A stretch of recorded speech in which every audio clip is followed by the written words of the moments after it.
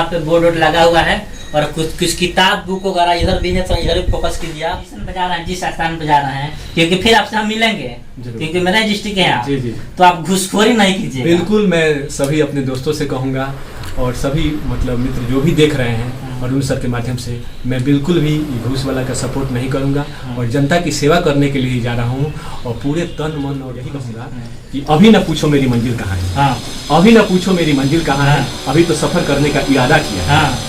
अभी न पूछो मेरी मंजिल कहाँ है, अभी तो सफ़र करने का इरादा किया है। ना हारूंगा हौसला उम्र भर, क्योंकि हमने किसी और से नहीं बल्कि खुद से वादा किया। खुद से ठीक से पढ़ लेते हैं तो आपको शायद उतना मेहनत उस समय नहीं करना पड़ेगा और 10 साल जो ही गंवाए हैं शायद नहीं गंवाना पड़ेगा। बिल्कुल सर, राजस्व कर्मचारी में हुआ है, देखा जाए तो वही पढ़ाई लिखाई सब चीजें सेम है सर, सेम है, लेकिन बच्चा ध्यान से नहीं पढ़ता है, पेरेंट्स भी, माता पिता भी ध्यान नहीं देते हैं इसके बारे में। नमस्कार, आप देखना शुरू कर दिए है MSCC न्यूज, मैं अरुण कुमार। अभी हम यहाँ पे थोड़ा इस तस्वीरों को पहले दिखाइए, इधर से देखिए, आपको वहाँ पे बोर्ड वोर्ड लगा हुआ है और कुछ किताब बुक वगैरह इधर भी है, तो इधर भी फोकस कीजिए आप। अभी हम गोपालगंज में मौजूद हैं, यहाँ पे देख सकते हैं एक स्टूडेंट है जिन्होंने लगातार स्ट्रगल करने के बाद, यानी बोला जाए तो ये 2014 का एक फॉर्म निकला था SSC का, 2014 बुझिए अभी 22 चल रहा है, बोला जाए तो 10 साल कम से कम। यस सर, 10 साल लगातार संघर्ष करने के बाद, हालांकि इनका बहुत सारे और जगह भी जब हुआ था, माने मुझे थोड़ा थोड़ा ना होता है, कहीं कहीं पे थोड़ा सा त्रुटि करते इन्होंने छड़ दिया। आज जाके इनका सिलेक्शन हो चुका है SSC राजस्व विभाग में ना जी, राजस्व कर्मचारी में हो चुका है। अब इनसे हम जानने का प्रयास करेंगे, बहुत इन्होंने स्ट्रगल बहुत किए हैं, जानने का प्रयास करेंगे अभी तक इनका लाइफ जीवन। आप प्लस एक बात और है कि किसान के बेटे हैं, कोई ऐसा नहीं है कि इनका फैमिली कोई सरकारी गवर्नमेंट जॉब करते हैं, नहीं, ऐसा कोई बात नहीं। एक सरकार फार्मर होने के कारण, किसान होने के कारण, प्लस इतना बुझिए कि 8-10 साल से सब तैयारी कर रहे हैं, उसके बाद जाके इनको सक्सेस मिला है। क्या इनका स्ट्रगल रहा दैनिक जीवन में, आप प्लस घर का सपोर्ट क्या रहा, हम इनसे जानने का प्रयास करेंगे और सारे बात होगा। सबसे पहले सर आपका बहुत बहुत स्वागत है। Thank you very much sir आपका। सर देखा जाए तो आप 2014 से, उससे पहले से आप करते होंगे जी, 10 साल जी, इसके बीच में आपका स्ट्रगल करना पड़ेगा, उसको थोड़ा सा देखिए। मेरा नाम सबसे पहले मैं आप लोग को बताना चाहूँगा कि मेरा नाम चंदन कुमार राय है और मैं जलालपुर का रहने वाला हूँ, जो कि कुचायकोट प्रखंड में पड़ता है और जिला गोपालगंज, ठीक है।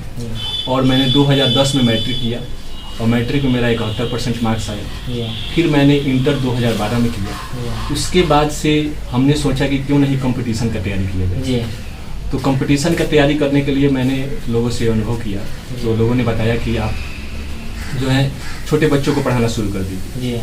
तो 2012 से लेकर के 14 तक, लगभग 16 कह सकते हैं, 16 तक मैंने हम जलालपुर में पढ़ाया। वहाँ पर पढ़ाने के बाद कुछ हमारे मित्र थे जो कि हम लोग ITI भी करते थे तो ITI जब हथवा कर रहे थे तो कुछ मित्र हमको बताए कि आप चलिए गोपालगंज और वहाँ पर तैयारी कीजिए, और वहाँ पर तैयारी कीजिएगा, 1 साल के अंदर नौकरी हो जाएगी।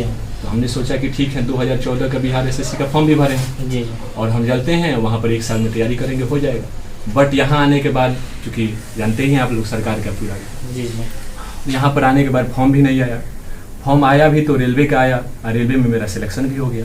लोको पायलट, चूँकि ITI किए थे तो लोको पायलट में सिलेक्शन हो गया, लेकिन फाइनल मेरिट लिस्ट में कुछ कारण से मैं छूट गया। फिर उसके बाद से हमने सोचा कि अब मैंने BEd कर लेते हैं, क्योंकि BEd करने के बाद सुने थे कि कोई बेरोजगार नहीं रहता है, तो हमने BEd भी कर लिया। 2017-19 सेशन था। BEd करने के बाद यहीं पर गोपालगंज में ही हम पढ़ाना शुरू किया। और आपसे मैं बता रहा हूँ कि मैंने कभी भी खुल करके नहीं पढ़ाया है, अपने खर्च के लिए पढ़ाया है और कंपटीशन वाले बच्चों को ही पढ़ाया है, खुल करके कभी इस फील्ड में नहीं आया है। और हमने हमेशा ही मतलब फर्स्ट प्रायोरिटी अपनी तैयारी को दिया है। जलालपुर में भी पढ़ाते थे तो बच्चे बहुत ज्यादा थे, लेकिन हमने जो है बहुत कम पढ़ा, उतना ज्यादा फोकस नहीं कि मेरे मन में था कि नहीं मुझे सरकारी नौकरी चाहिए, ठीक है। तो उसके बाद से हमने राजस्व कर्मचारी वाला जो पद हमको 2022 में करके ये मिला है और आगे हम BPSC का तैयारी करना चाहते हैं, क्योंकि ऐसे इसमें नहीं भी अगर हम लोग तैयारी करते हैं तो 10 साल के बाद ऐसा नियम है कि RO बना दिया जाएगा, रेवेन्यू ऑफिसर। बट फिर भी मैं चाहूँगा कि 10 साल इंतजार न किया जाए और पहले ही अगर इससे अच्छा जॉब मिल जाए तो मिल सके। स्टार्टअप का देखिए तो लंबा समय आपने खींचा है, घर का सपोर्ट क्या रहा? देखिए घर का सपोर्ट तो मतलब फिर भी बहुत कुछ रहा। मेरे माता पिता ने मुझसे मतलब कभी कुछ पैसा नहीं मांगा, खास करके मेरी माँ ने मुझे हमेशा सपोर्ट किया। और मतलब चूँकि मेरा हमेशा रिजल्ट होते रहा है, जैसे शुरू में ही आपसे बताया कि SSC MTS में भी हुआ, बिहार दरोगा में भी मेंस में पेपर हुआ, फिजिकल में जाकर के थोड़ा सा कुछ, क्योंकि हम लोग बहुत दिन से पढ़ाते थे तो फिजिकल थोड़ा सा वीक है, तो उसके कारण मेरी माँ ने हमेशा सपोर्ट किया। क्योंकि रिजल्ट बार बार होता था तो मेरी माँ कहती थी कि ठीक है कहीं ना कहीं तो हो ही जाएगा। तो इसी प्रकार से स्ट्रगल तो बहुत किए हैं सर। स्ट्रगल की जहाँ तक बात करें तो हमने जो है कभी भी मतलब पढ़ाने पर जो मतलब ज़्यादा फोकस नहीं किया, थोड़ा सा प्रॉब्लम होता था लेकिन फिर भी उसको हमने मतलब सॉर्ट आउट किया। और यहीं पर गोपालगंज में ही ठाकुर सर कराते हैं कोचिंग, तो वहाँ पर हमने क्लास किया। मैथ रीजनिंग बहुत ही अच्छा पढ़ाते हैं और खुद अधिकारी भी हैं, तो वहीं पर हमने क्लास की। जिस पद पर जाने वाले हैं उस पद के बारे में थोड़ा जानकारी दीजिए। देखिए मेरा जो सिलेक्शन हुआ है राजस्व कर्मचारी हुआ है। राजस्व कर्मचारी का मुख्य कार्य जो है जो जमीन स्तर से है, मतलब आपको गांव में ही काम करना है। गांव के जितने लोग हैं सभी लोगों का ब्लॉक लेवल पर काम करना है और खेती बाड़ी से संबंधित जमीन जायदाद से संबंधित कोई भी जमीन जायदाद आया तो उसमें आपको दाखिल खारिज वाला काम हो गया, चाहे भूमि सुधार हो गया, चाहे साथ ही साथ जैसे कहीं आग लग गया तो वहाँ पर जाकर के सर्वे करना है, रिपोर्ट करना है और अपने CO या RO को देना है और साथ ही दाखिल खारिज का भी काम करना है। जिस आप पोजीशन पे जा रहे हैं, जिस स्थान पे जा रहे हैं, देखा जाए चाहे लोग कहता है कि उस स्थान पे घुसखोरी ज्यादा चलता है और देखे तो ये जमीनी से विवाद हमेशा आपके पास अइबे करेगा और घुसखोरी भी शायद लोग बोलता है कि चलता है। क्या आप वहाँ पे जाएंगे तो क्या नहीं, हम तो मतलब चूंकि हम लोग चूंकि स्ट्रगल से पढ़ाई किए हैं और शुरू से ही ये सब घुसखोरी वाला में बात नहीं रहा है। और बहुत लोगों ने मुझसे कहा भी कि इसमें इतना पैसा लग रहा है इस कंपटीशन में तो दे दीजिए, लेकिन हमारे पास हमने कभी नहीं सोचा। और इस सिलेक्शन में भी कहीं से 1 रुपया मेरा नहीं लगा है। और मैं ये चाहूँगा भी कि सबसे पहले मतलब मेरे जितने, चूँकि हम लोग 4353 आदमी राजस्व कर्मचारी बन रहे हैं, तो मैं अपने पूरे दोस्तों से भी कहूँगा कि किसी भी गरीब को 1 पैसा भी उससे हम लोग को नहीं लेना है एक्स्ट्रा, ठीक है। और जैसा हम लोग को तनख्वाह मिलेगा उतना ही काम करना है, ठीक है। कोई जरूरी है आप तो अभी बोल रहे हैं आगे चल के? नहीं, ऐसा नहीं है। अगर हम लोग नहीं लेंगे, ऐसा बिल्कुल नहीं लेंगे। हम लोग मतलब सोच लिए हैं कि नहीं, हमको घुसखोरी नहीं करना है और जनता की सेवा करना है। क्योंकि वहाँ भी जाएंगे तो हम चूंकि शुरू से ही आपसे बता रहे हैं सर कि हम शुरू से ही मैट्रिक में जब थे तभी से पढ़ाते हैं, तो जैसा भी होगा मैं पढ़ाना मतलब नहीं छोड़ूंगा। अभी भी यहाँ पर गोपालगंज में मैं सीटेट पढ़ाता हूँ, स्टेट पढ़ाते हैं और साइंस भी पढ़ाया है, सब सब्जेक्ट में पढ़ाया है। तो पढ़ाने वाला काम मैं करूँगा और मतलब जनता की सेवा करूँगा। और यहाँ तक घुसखोरी की बात है तो मैं मतलब कोशिश करूँगा कि नहीं तो ऐसा काम नहीं। सही बताइए, सफलता समय मांगती है क्या? बिल्कुल सफलता समय मांगती है। आपको निरंतर परिश्रम करना है, लगातार परिश्रम करना है। क्योंकि जो है, और ऐसा आपने देखा होगा, हमने खुद अनुभव किया है कि कोई भी ऐसा व्यक्ति नहीं है जो परिश्रम किया हो और सफल नहीं हुआ। जरूर सफलता मिलेगी, कहीं ना कहीं मिल ही जाएगी। कुछ पेरेंट्स होते हैं, माता पिता होते हैं जो चाहते हैं कि तुरंत एक पैसा आपका देखा जाए स्ट्रगल 10 साल से ऊपर का स्ट्रगल रहा इस लाइन में, तो कुछ पेरेंट्स चाहते हैं कि नहीं हम अपने बच्चे को 1 2 साल 3 साल ही करें, उसके बाद क्यों ये जॉब ले ले, कहाँ तो सही है। बिल्कुल, देखिए सरकार की इसमें अगर बहाली समय से करवाती है तो 6 महीना 1 साल सफिशिएंट समय है।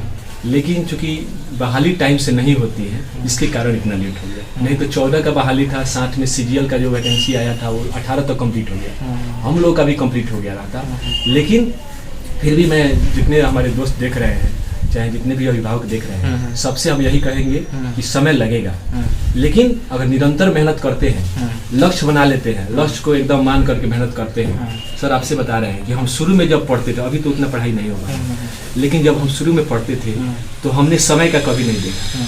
जैसे खा रहे हैं तो भी मोबाइल चला दिए, बर्तन जैसे मान लीजिए कि कुछ मतलब जैसे खाना हम लोग बैठे रहते थे, खाना बना रहे हैं, उस समय भी पढ़ाई, मतलब पढ़ाई बहुत ज़्यादा पहले की है। अभी चूंकि थोड़ा सा अच्छा, मन एक होता है ना कि 1.5 दिन से अधिक दिन से पढ़ रहे हैं तो मन उग जाना कि अब उतना नहीं, ऐसा नहीं, मन अभी भी नहीं उगा है। आपसे बता रहे हैं कि अब जो है हमको बहुत ज़्यादा मन कर रहा है पढ़ने का, क्योंकि मुझे लग रहा है कि अब मेरा जॉब हो जाएगा तो अब मुझे समय नहीं, मेहनत रंग ला रही है। नहीं, मुझे ये लग रहा है कि अब जो है समय मुझे नहीं मिलेगा। अब मैं जॉब में चला जाऊंगा तो मुझे समय नहीं मिलेगा। तो मुझे लग रहा है कि इतना दिनों में मैं 2 से 3 महीनों में कितना ज़्यादा पढ़ लूँ, और मैं यही हमेशा सोच करके पढ़ रहा हूँ। और हमेशा मतलब एकदम मन में रह रहा है कि जितना ज़्यादा हो सके पढ़ लें, ताकि जॉब में जाने के बाद कहीं समय ना मिले। और आगे मुझे मेरा सपना है कि BPSC क्वालिफाई करके और उसके बाद से हमको कोई अधिकारी बनना है। और मैं लास्ट में अपने सभी दोस्तों को यही कहूँगा कि अभी न पूछो मेरी मंजिल कहाँ है, अभी न पूछो मेरी मंजिल कहाँ है, अभी तो सफ़र करने का इरादा किया। अभी न पूछो मेरी मंजिल कहाँ है, अभी तो सफ़र करने का इरादा किया है। ना हारूंगा हौसला उम्र भर, क्योंकि हमने किसी और से नहीं बल्कि खुद से वादा किया। खुद से बहुत अच्छा। अब आइए सर, देखिए तो हम भी एक टीचिंग में है, टीचिंग फील्ड में है। अब मान लीजिए बच्चा अपना एकेडमी के पढ़ाई करने के बाद इस लाइन में प्रवेश करता है। देखा जाए अभी तो मान लीजिए आप ही पढ़ाते होंगे तो कुछ बच्चे चाहे पेरेंट्स भी एक्टिव नहीं रहते अपने बच्चे को पढ़ाने के प्रति। टीचर भी चाहता है, मान लीजिए क्या करेगा जब पेरेंट्स भी एक्टिव नहीं रहेंगे तो। देखा जाए तो सर सिलेबस जो बच्चे 8, 9, 10th में पढ़ते हैं, 12th में पढ़ते हैं, वही सिलेबस जैसे आपका SSC राजस्व कर्मचारी में हुआ है। देखा जाए तो वही पढ़ाई लिखाई सब चीज सेम है सर, सेम है। लेकिन बच्चा ध्यान से नहीं पढ़ता है, पेरेंट्स भी, माता पिता भी ध्यान नहीं देते हैं। इसके बारे में क्या बोलना चाहिए? क्योंकि हम भी एक टीचर हैं, हम भी बच्चे को कुछ पढ़ाते हैं, तो समझाया जाता है लेकिन उतना बच्चे नहीं समझते हैं। बोला जाता है कि बाबू करो ऐसे, आगे चल के जॉब के लिए बहुत अच्छा, अभी ठीक से ही करो। उनके बारे में क्या बोलना चाहिए उन बच्चों को? देखिए NCERT जो बुक है ना, उसी से सारा कंपटीशन में क्वेश्चन आता है। और हम चूँकि आपसे बता रहे हैं कि हम जो है प्राइवेट स्कूल में ही पढ़े हैं, तो 8 क्लास तक हमने प्राइवेट में पढ़ा, तो वहाँ पर सब सब्जेक्ट मेरा था। तो हमने जो है प्राइवेट में पढ़ा तो वहाँ पर हर सब्जेक्ट को पढ़ाया गया और अच्छा से हमने पढ़ाई की। तो NCERT, बहुत लोग कहते हैं कि NCERT पढ़िए, तो हमने कभी NCERT नहीं पढ़ा। लेकिन चूँकि टीचर जो थे, विनोद सर एक थे, उनका भी मैं नाम लेना चाहूँगा। विनोद सर के पास हमने 8 में पढ़ा। उसके बाद से हाई स्कूल में हम लोग जब जाते थे जलालपुर हाई स्कूल में, तो वहाँ पर अर्जुन सिंह एक सर थे, हमारे मामा लगेंगे, और कमख्या सर थे, वो लोगों ने हमको पढ़ाया।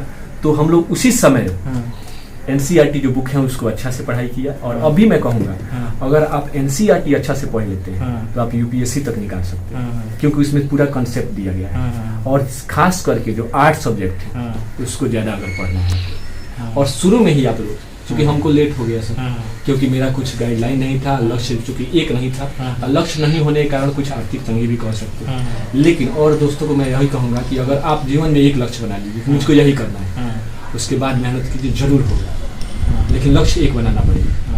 ऐसे तैयारी करते रहिए। ऐसा नहीं है कि घर वाले डांट देंगे, जैसे मान लीजिए कि हम BPSC का तैयारी करते हैं और मेरा कर्मचारी में हो गया तो घर वाले मुझको निकाल देंगे, ऐसा नहीं है। छोटा जॉब ले लीजिए। लेकिन मैं दोस्तों से सभी कहूँगा कि आप लोग अच्छा से पढ़िए।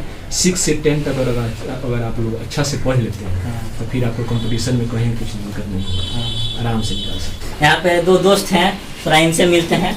कैसा आपका दोस्त का जॉब हो गया, क्या बोलना चाहते हैं?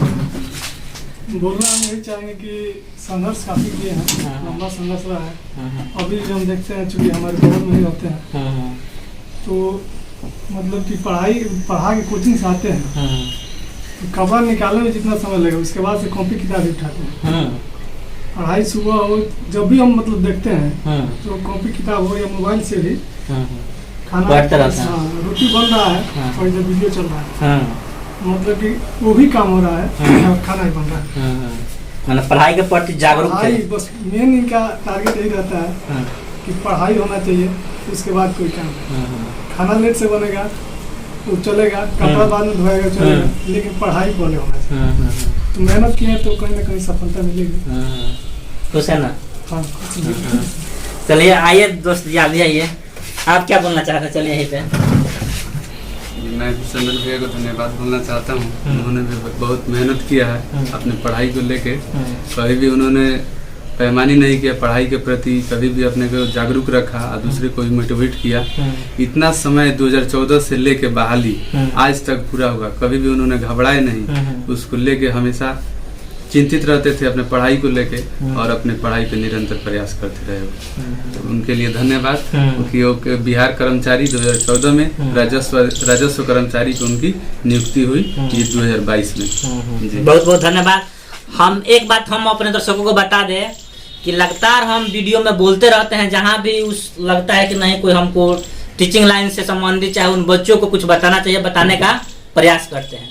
जो बच्चे अभी 9, 10 चाहे 11, 12 में पढ़ते हैं, देखा जाए आप आगे जाके कॉम्पिटिटिव लाइन में जाएंगे ही जाएंगे। कुछ बच्चे जाते हैं, कुछ नहीं जाते हैं, तो बुझिए कि सिलेबस वही है। अगर आप 9th 10th 12th ठीक से पढ़ लेते हैं तो आपको शायद उतना मेहनत उस समय नहीं करना पड़ेगा। आप 10 साल जो ही गंवाए हैं शायद नहीं गंवाना पड़ेगा। बिल्कुल सर, बिल्कुल क्या? बिल्कुल। अगर शुरू में मुझे गाइडलाइन मिला रहता प्रॉपर कि तुमको यही करना है और बहाली टाइम से आया रहता तो मैं निश्चय ही मतलब 4-5 साल पहले और मेरा जॉब हो गया। और उन पेरेंट्स का भी हम कहना चाहते हैं, उन माता पिता का भी हम ये कहना चाहते हैं कि आप भी अपने बच्चे के प्रति एक्टिव होइए, क्योंकि केवल कोचिंग या स्कूल और पैसा दे देने से नहीं होता है। आपको भी एक्टिव होना पड़ेगा तभी आपका बच्चा कुछ। मैंने सेल्फ ही तैयारी की। मैं जो है SST गोपालगंज में, चूंकि मैथ रीजनिंग का मैंने कोचिंग तो किया है, बाकी SST का मैंने कहीं से कोचिंग नहीं किया। SST में चूंकि प्राइवेट स्कूल में मैंने बताया कि मैं BS पैराडाइज स्कूल से पढ़ा हूँ, तो मैं SST का कहीं कोचिंग नहीं किया। लेकिन मैं आपसे बता रहा हूँ मैं मैथ से पढ़ा हूँ, लेकिन मेरे BPSC में सब्जेक्ट इतिहास है। इतिहास मुझे अच्छा लगता है। इतिहास में आप कहीं से कुछ पूछिएगा तो हम मतलब जानते हैं, मतलब इतना तो जरूर बता सकते हैं कि ये यहाँ से है, ये यहाँ से है। मोहनजोदड़ो के बारे में कुछ बताइए। मोहनजोदड़ो देखिए, मोहनजोदड़ो जो है ना सिंधु घाटी सभ्यता का एक स्थल है, सबसे बड़ा स्थल। सिंधु घाटी सभ्यता की अगर हम लोग बात करें तो 3 देशों में है, पाकिस्तान, भारत और अफगानिस्तान। मोहनजोदड़ो का अर्थ होता है मृतकों का टीला। ये मोहनजोदड़ो जो है सिंध में है, पाकिस्तान में, ठीक है ना। और मोहनजोदड़ो से एक पशुपति की मूर्ति मिली है जिसके चारों तरफ 4 जानवर है, हाथी है, गेंडा है, बाघ है और शेर है, ठीक है। और मोहनजोदड़ो और जो 3 देशों में जो फैला हुआ है, तो सबसे अधिक क्वेश्चन देखिए, यहाँ से अब आपने बहुत ही अच्छा बात बताया है, तो मैं कुछ बच्चों को दोस्तों को बता भी देता हूँ कि सिंधु घाटी सभ्यता जो है उसका जो इतिहास मतलब शहरी मतलब जीवन था। वहाँ के लोग शहरों में रहते थे और वहाँ के जो लोगों का जो घर बनता था वो ईंट का बना होता था। और सबसे अधिक अगर स्थल देखा जाए तो भारत में है। सिंधु घाटी सभ्यता का सबसे ज़्यादा स्थल भारत में है। और भारत में भी कहाँ है तो गुजरात में। क्वेश्चन पूछ सकता है कि भारत में सबसे ज़्यादा कहाँ है तो गुजरात में, और पाकिस्तान में 2 नंबर पर है, और अफगानिस्तान में है, ठीक है ना। सिंधु घाटी सभ्यता को हड़प्पा सभ्यता भी कहते हैं। सिंधु घाटी की सभ्यता जो है उसके पहले जो था आपको पूरा पाषाणकालीन बोला हो जाएगा, यह आद्य ऐतिहासिक काल था। उसमें लोगों को लिखने की जानकारी तो थी लेकिन उसको हम लोग पढ़ नहीं सकते, लेकिन शहरी लोग थे। अभी भी हम लोग कितना भी विकसित हो गए हैं, लेकिन वहाँ का जो ईंट मिला है या वहाँ के जो नगर का जो ढांचा मिला है आज भी हम लोग को प्रेरणा देती है। यही है आप लोग सब। चलिए, बहुत बहुत धन्यवाद।